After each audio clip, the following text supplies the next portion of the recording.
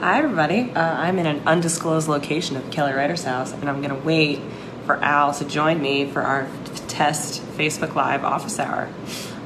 This is something that we're hoping to try out with the TAs for this fall. So hopefully they'll be able to collaborate together and do a Facebook Live office hour just like this. So it should be pretty cool. Hey, there's Al. Hey, Anna, how are you? I'm doing great. Good. All right, everybody. You should be able to scroll around in your ModPo Facebook group to see it, but I'll read it. It's poem number 683 by Emily Dickinson. The soul unto itself is an imperial friend, or the most agonizing spy an enemy could send. Secure against its own, no treason it can fear, itself, its sovereign, of itself. The soul should stand in awe. Oh, wow. It's a hard poem. Okay. Anna, why don't you start by talking about how a soul can be an imperial friend of itself? And then what we'll do is we'll watch the comment feed and see what other people say about that. Okay. Okay.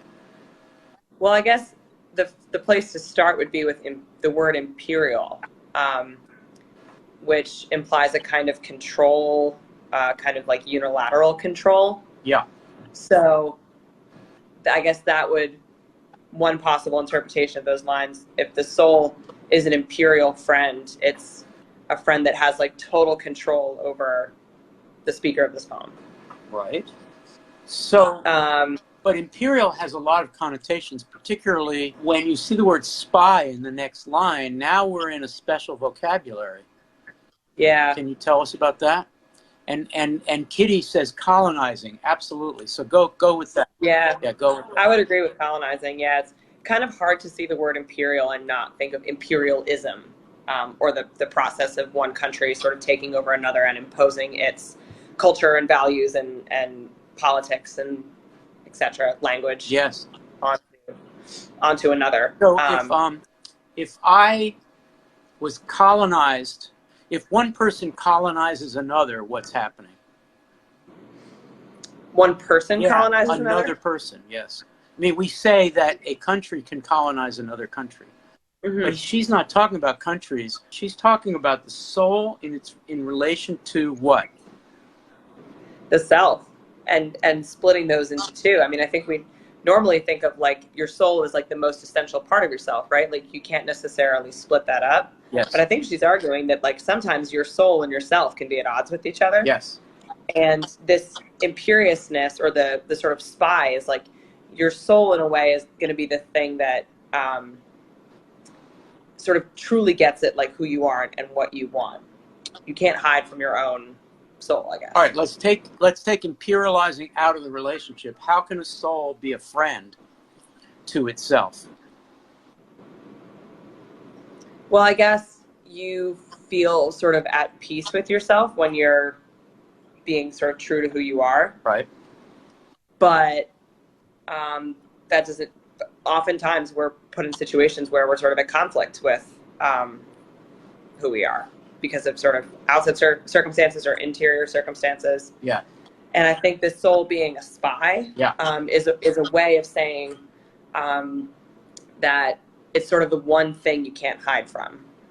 This like deep sense of like an interiority in self is like the one thing that you can't trick or fool. We've seen Emily Dickinson do this a lot. Where she splits selfhood from other aspects of the self.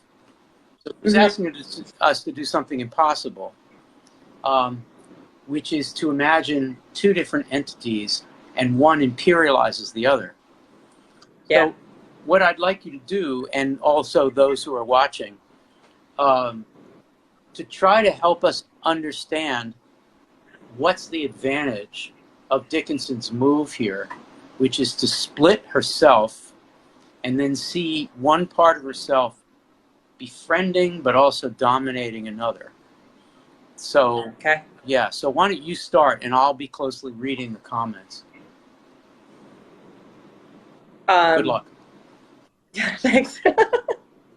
Well, I guess I would sorry to say, interrupt you, but Jim Bumgarner, who's been making some great comments, writes, yeah, if my soul isn't my friend, all is lost.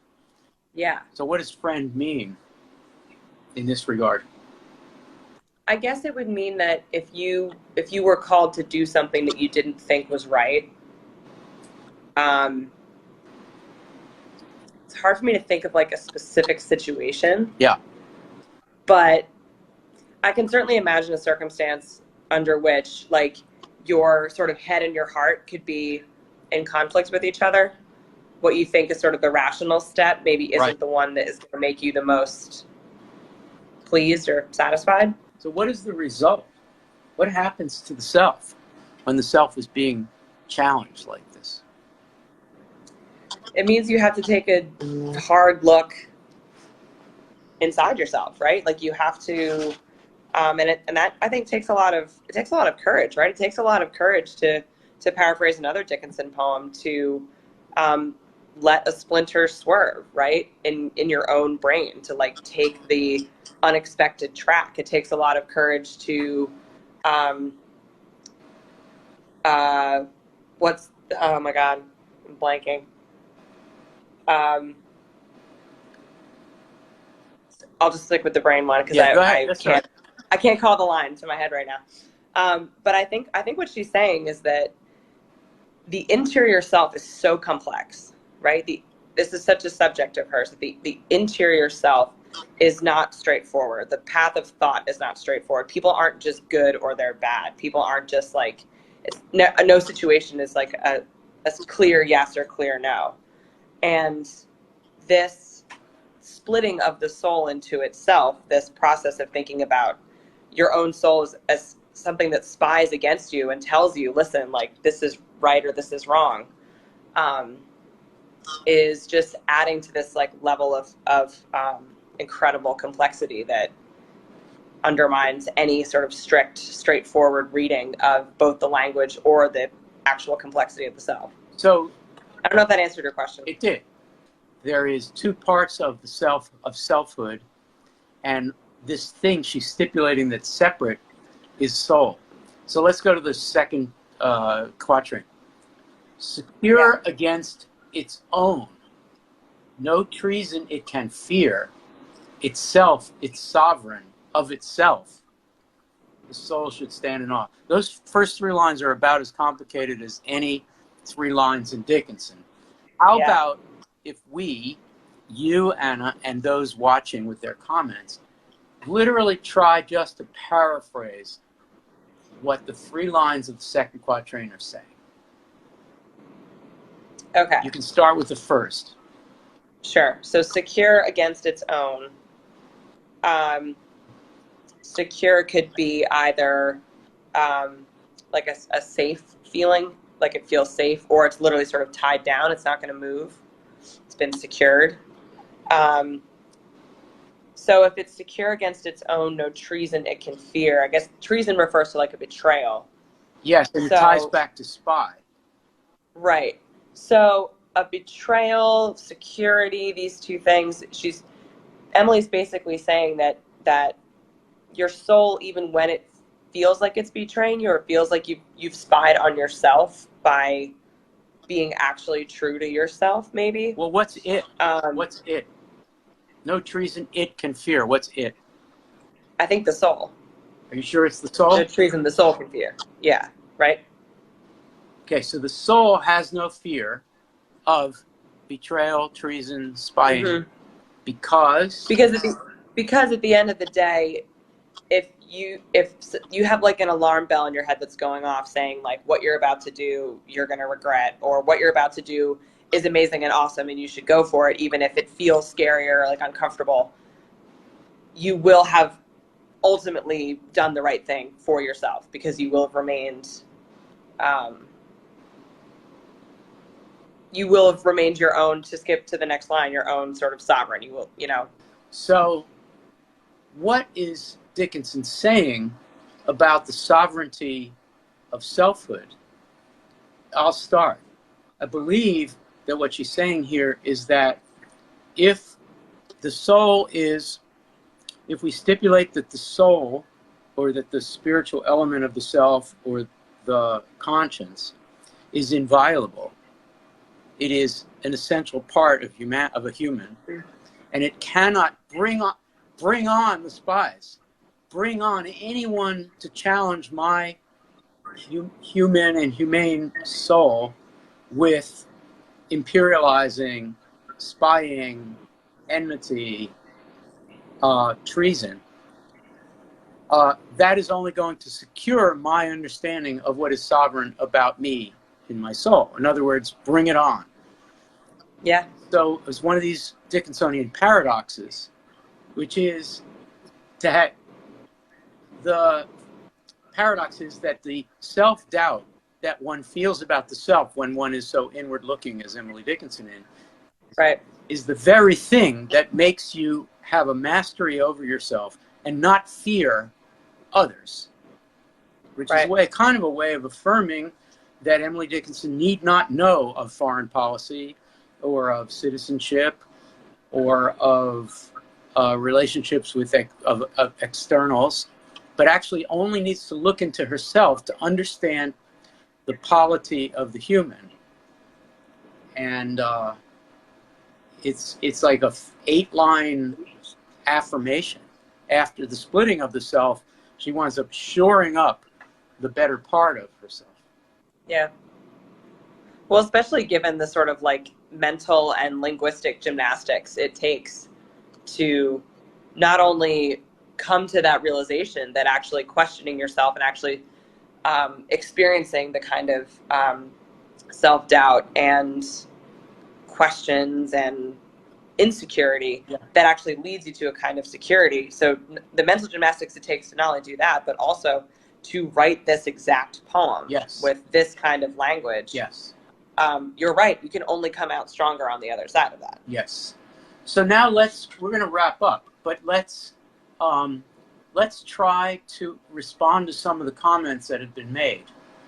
And I might ask Zach and Chris to come in and help me with this, because how do I look at all the comments? I can see only the last 4 or so. You can scroll up. I can scroll on the phone.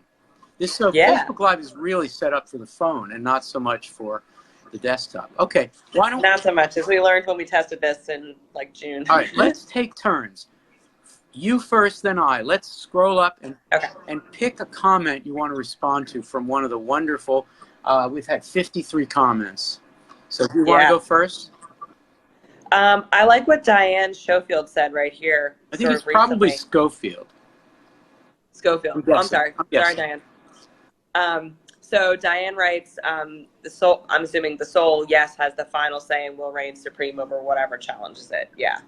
I think that's accurate. I think that's an accurate reading of the reigning supreme. I think fits in well with this language, that's this linguistic codex that she's pulling from, of this like imperialism, spying, enemies, treason, sovereignty, all that. Yeah. Okay, that's really great, and thank you, Diane. Yeah. Carol Clapp suggests that we substitute God within you for soul. So I guess what I want to say in response to Carol's suggestion, this is always a good thing to do with the Dickinson poem anyway, I'd actually want to take the word sovereign and substitute godliness there, because I think of this almost as a parable. It's another religious parable which she uses as a metaphor, I think. This is like the ultimate test of a soul, of a person's soul. Yeah. All right. Which comes up a lot. Comes up a lot in it does. The Bible and elsewhere, the idea of being tested. It does. But I want to add something, which is that I think Carol is right to, we should be, you know, as always, Dickinson is working in 3 registers. There's the poetic, pre-modernist poetic register of self-reference, right, of the self. There is the foreign policy, spy, enemy, treason, exterior, attempts to imperialize. Mm-hmm. That register. And then, of course, Yeah. there's the register of godliness, soul, sovereign, etc. Yeah. But if we stick with godliness, what you get is kind of a standard, sorry, that's not the right word, but, a kind of familiar agonizing. There The you soul, almost in a puritanical way, in a New England way, worrying about how conscience is painful. So I would say that. But I want to switch gears then and go back to the poetic, which is what Modpo is all about. Anyway, look at the way this poem ends. I mean, Dickinson is like the master of itself, of the word itself. Mm-hmm. Itself is an intensifier, but it's also a way of drawing back to the self's ability to refer to itself. Right. Think about, here all the intensifying. The soul unto itself, there's one, is an imperial friend of the most agonized to spy an enemy could send. Secure against its own, so its own is also kind of in itself. No Right. treason it can fear itself. It's sovereign of itself.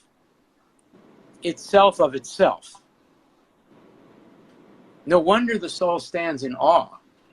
It should stand in awe. Because selfhood itself is a sovereignty, is a godliness. And only a poem that's inward turned and self-referential, as these modern poems are, metapoems, only a poem this adamantly metapoetic could possibly disclose the power of the soul and the speaker of this poem to defend against enemies. Bring it on. This is the contradictory power of Emily Dickinson. Well, Anna, this has been fun, and thank you to the many people who have tried this out, and we'll see you the next time, right? All right. Okay, bye-bye.